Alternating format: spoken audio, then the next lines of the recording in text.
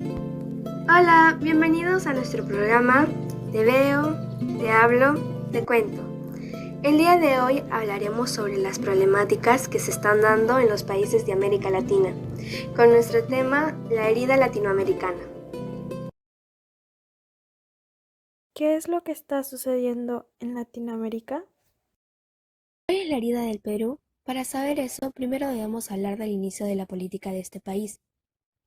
La historia política del Perú inició gracias a la proclamación de la independencia, que ocurrió el 28 de julio de 1821, por el militar don José de San Martín. El primer presidente del Perú fue José de la Ribagüero y Sánchez Boquete en 1823. Su gobierno duró 4 meses, los cuales estuvieron llenos de guerra y enfrentamientos con el Congreso. La primera Constitución del Perú fue promulgada el 12 de noviembre de 1823 por el primer supremo delegado del Congreso, José Bernardo de Tacl. Luego esta Constitución se cambió, modificó y mejoró 12 veces. La última promulgación de la Constitución fue en 1993 por el expresidente Alberto Fujimori. Ahora sí, ¿cuáles son las heridas más recientes del Perú? Las marchas en protesta por la presidencia de Manuel Merino. A pesar de la crisis sanitaria, el 9 de noviembre de 2020 se iniciaron las marchas buscando la vacancia de Manuel Merino, en ese entonces presidente del Perú. Corrupción. En los últimos años, todos los presidentes del Perú tienen cargos por corrupción o lavados de activos, desde el expresidente Alberto Fujimori hasta el también expresidente Martín Vizcarra, pero vamos a hablar de los casos más recientes. El expresidente Martín Vizcarra, sucesor del también expresidente Pedro Pablo Kuczynski, fue destituido por el Congreso por presuntos actos de corrupción cuando era el alcalde de Moquegua. Igualmente, Pedro Pablo Kuczynski se le ha condenado por lavado de activos. El terrorismo. En la década de los 80, la violencia del grupo terrorista Sendero Luminoso acabó con la vida de más de 60.000 peruanos.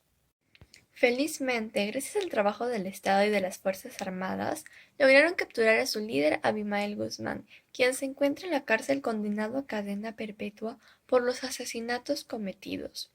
Cabe recalcar que este 24 de mayo Sendero Luminoso mató a 16 personas, entre ellos 2 niños, por eso es muy importante cuidar nuestra democracia. Hablando de 200 años, ¿por qué se celebra el Bicentenario este año en Perú? Todos los años se celebra la independencia del Perú el 28 de julio, y este año no va a ser la excepción, ya que se cumplen 200 años desde que este país es libre.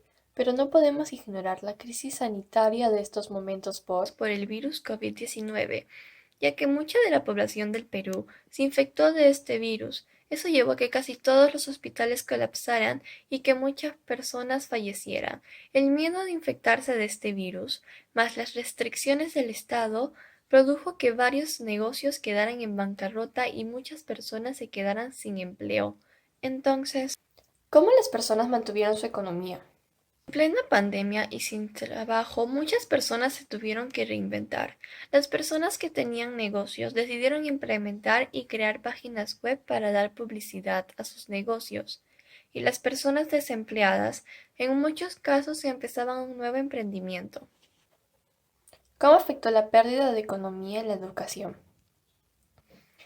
Al entrar en la pandemia, se cambió la educación presencial por la virtual, por lo que el gobierno del Perú creó una página web llamada Aprendo en Casa para los alumnos. La pérdida de trabajo y la caída de la economía en muchas familias hizo que muchos niños y adolescentes pasen de colegios privados a públicos. La educación virtual se ha sobrellevado gracias a los profesores y al Ministerio de Educación. Colombia ha pasado por varios momentos delicados a lo largo de su traumática historia, pero ahora parece estar recorriendo un camino desconocido en al menos 3 ámbitos diferentes: social, económico y político. El 28 de abril iniciaron las protestas en Colombia tras el descontento de los ciudadanos frente a las políticas, rechazando la reforma tributaria que el gobierno de Iván Duque había presentado ante el Congreso. Estas marchas fueron convocadas por sindicatos, estudiantes y organizaciones sociales. La gran mayoría de protestas se llevaron a cabo de forma pacífica. Sin embargo, muchas se convirtieron en disturbios. Incluso, en las noches se han registrado enfrentamientos entre la policía, las Fuerzas Armadas y los protestantes. La UE y la ONU condenaron el uso desproporcionado de la Fuerza Armada en las manifestaciones, mientras que distintas organizaciones indicaron que al menos había 19 muertos, 87 desaparecidos y más de 800 heridos en el país. La finalidad de la reforma tributaria era recaudar una serie de impuestos para estabilizar las finanzas del país, ya que en Colombia durante la pandemia el PIB fue de menos 6,8%, una de las caídas más grandes en la historia de Colombia moderna. Su iniciativa fue defendida por analistas económicos que la consideraban ambiciosa y necesaria, pero resultó inoportuna, debido a que estaban próximos a las elecciones presidenciales y legislativas, además de estar en plena pandemia. Esta respuesta por parte del gobierno crea un nivel de desempleo y pobreza tan grande que genera una respuesta muy negativa por parte de la población. El 2 de mayo, la ONG Temblores reportó que desde el inicio del paro se habían registrado 21 fallecidos a causa del uso excesivo de la fuerza policial. Ese mismo día, el presidente Iván Duque le pidió al Congreso que retirara la reforma tributaria y solicitó al ministro de Hacienda concertar un nuevo proyecto llamado Fruto de Consensos, pero a pesar de eso, las manifestaciones continuaron. El 4 de mayo, el ministro de Hacienda, Alberto Carrasquilla, presentó su renuncia tras el fracaso del proyecto. El 10 de mayo, el Comité Nacional del Paro y el Gobierno Nacional se reunieron para buscar una salida dialogada al paro. Sin embargo, luego de una reunión de 3 horas y de no haber logrado un acuerdo, el comité llamó a nuevas movilizaciones. Ese mismo día, la Fiscalía General de la Nación y la Defensoría del Pueblo activaron un mecanismo de búsqueda urgente para dar con el paradero de 168 personas desaparecidas. Si bien el gobierno anunció la activación de la Mesa Nacional de Evaluación de las Garantías para las Manifestaciones Públicas para hacer seguimiento y dar recomendaciones que garanticen la protesta pacífica en Colombia, horas después el presidente Duque condenó las vías de hecho y ordenó a las fuerzas de seguridad del Estado desplegar su máxima capacidad operacional para levantar los bloqueos en las vías que conectan al país. Según los últimos balances publicados por la Defensoría del Pueblo, la Fiscalía General y el Ministerio de Defensa, con corte del 20 de mayo, los 24 días de paro nacional y protestas en Colombia dejan hasta ahora 26 personas muertas. El día de hoy les voy a hablar acerca de la situación actual de Bolivia. Veamos un poco su historia. Bolivia albergó a muchas culturas antiguas precolombinas, hasta que España invadió su territorio y este formó parte de la Real Audiencia de Charcas. Luego de una constante guerra con España, este país logró independizarse un 6 de agosto de 1825, llamándose en ese entonces República de Bolivia. Actualidad. Veamos qué problemáticas aquejan a este país actualmente. Primero, en el ámbito político. Este país estuvo sometido a muchas dictaduras.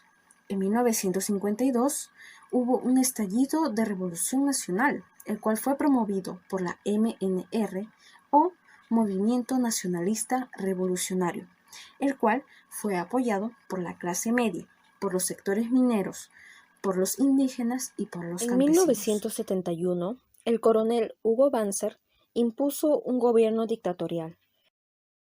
Además de que suprime el movimiento obrero, los despoja de sus derechos civiles y militariza las minas de ese país. En 1978 dimite. ¿Por qué? Gracias a huelgas de hambre. El 10 de octubre de 1982 se dio un periodo de gobierno democrático por Siles Suazo. En ese momento, Bolivia se encontraba por una situación de hiperinflación, endeudamiento externo y aumento de desempleo. En el 2006 gana Evo Morales, el cual planteó que los ingresos fiscales del Estado sean mayores y más constantes, además de que sea gracias al control del hidrocarburo y así reducir la tasa de pobreza. El 10 de noviembre de 2019, él renuncia porque es acusado de fraude electoral en las elecciones de ese mismo año. Veamos el ámbito económico.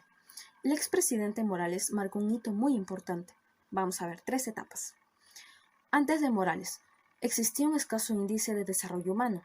En los 80 hubo hiperinflación, fluctuaciones de precios de materias primas llevando a grandes endeudamientos externos.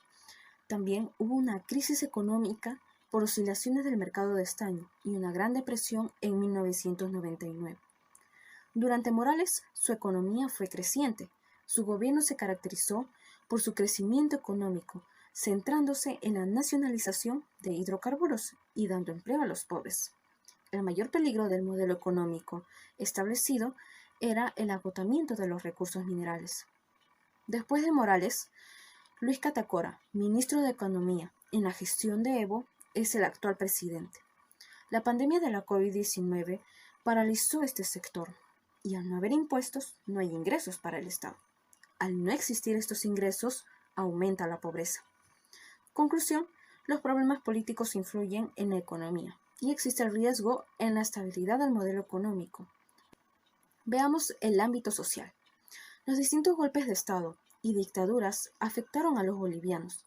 En su historia hubo guerras civiles y protestas hacia estas dictaduras. En la crisis económica, la sociedad caía en la pobreza. El empleo era anhelado. Regresando a la renuncia de Morales, hubo varias protestas y enfrentamientos, porque muchos no estaban de acuerdo con su renuncia y otros simplemente lo consideraban un corrupto. Aún se mantiene la esperanza de que las autoridades bolivianas harán lo mejor para el desarrollo de este país. La herida de Chile. Chile es conocido como uno de los países más ricos, pacíficos y estables de América Latina. Sin embargo, en el 2019 estuvo atravesando una crisis política y económica con miles de personas protestando en las calles después de que el gobierno aumentara las tarifas del transporte público. El estallido social de Chile se inició el 18 de octubre, siendo los estudiantes los primeros en manifestarse en las estaciones del metro. Se presentaron algunos disturbios en la capital. Y entre las tantas manifestaciones, la más grande se dio en Plaza Italia, renombrada como Plaza Dignidad, recaudando a más de 1.200.000 personas. Hubieron 103 incidentes de gravedad en todo el país, toque de queda en Santiago y declaración de estado de emergencia en otras 9 regiones de Chile. El 21 de octubre se dio la suspensión de clases en casi todas las escuelas y universidades de la capital. Y el 24 de octubre, el Instituto Nacional de Derechos Humanos arrojó un balance de al menos unas 18 personas muertas, 500 personas heridas y más de 4.000 personas detenidas, además de que se presentaron denuncias de tortura. No existía satisfacción ni paz para el pueblo, pues tuvieron que pasar por todo lo antes ya mencionado para que puedan ser escuchados y lograr con su objetivo. Pero las protestas no solo era por el alza del precio de los transportes públicos, sino también el alza de los medicamentos, agua y luz, aumentando casi un 10,5%. Además de que las jubilaciones eran casi un insulto para los ancianos, ya que ellos cobran unos 288.308 pesos chilenos, teniendo en cuenta que el 53,2% de la población gana unos 300.000 pesos chilenos, mientras que el 22,1% de la población gana unos 500.000 pesos chilenos. Incluso se dice que en Chile muchos bienes y servicios tienen precios similares a países europeos de ingresos altos. Entonces, ¿cómo es que la gente pretende llegar a fin de mes si tiene que vestirse, movilizarse, alimentarse, además de financiar la educación y la salud? Al seguir las protestas, el presidente Sebastián Piñera anuncia las medidas que se llevarían a cabo en un intento por responder las demandas sociales planteadas por la ciudadanía. Entre ellas están el aumento del salario mínimo de 301.000 a 350.000 pesos a costo estatal, la creación de un seguro catastrófico de enfermedades, el aumento inmediato del 20% en la pensión básica solidaria apenas se apruebe la ley, creación de un nuevo tramo impositivo del 40% para quienes ganen más de 8 millones de pesos mensuales, $11.108, convocación para una nueva constitución que sustituya a la anterior. ¿Qué se solucionó? Efectivamente, hubo un cambio en el eje de la discusión política. Todo se discutía desde la factibilidad económica. Ahora se consideran los temas de justicia y equidad. Hay una renovación de política. El 25 de octubre de 2019 se levanta el estado de emergencia en todo Chile. Ese fue, es y será un episodio histórico en la historia del país, al ser la primera vez en la cual la Constitución será redactada por una asamblea completamente elegida. A lo largo de ya casi 2 siglos, Argentina sigue en disputa de soberanía con Reino Unido por las Islas Malvinas, Georgias del Sur, Sandwich del Sur y los espacios marítimos circundantes, lo que le ha valido una gran admiración internacional, ya que se evidencia el gran potencial político, diplomático, económico, pero también educativo, cultural y moral, así como por su valentía y perseverancia por tratar de recuperar lo que en el pasado se les arrebató. Dicha disputa tiene su origen el 3 de enero de 1833, cuando el Reino Unido, quebrando la integridad territorial argentina, ocupó ilegalmente las islas y expulsó a las autoridades argentinas, impidiendo su regreso, así como la radicación de argentinos provenientes del territorio continental. Desde entonces, Argentina ha protestado regularmente la ocupación británica, ratificando su soberanía y afirmando que su recuperación, conforme al derecho internacional, constituye un objetivo permanente e irrenunciable. Actualmente, el presidente Alberto Fernández reafirmó el compromiso de Argentina con el cumplimiento de la cláusula transitoria primera de la Constitución Nacional.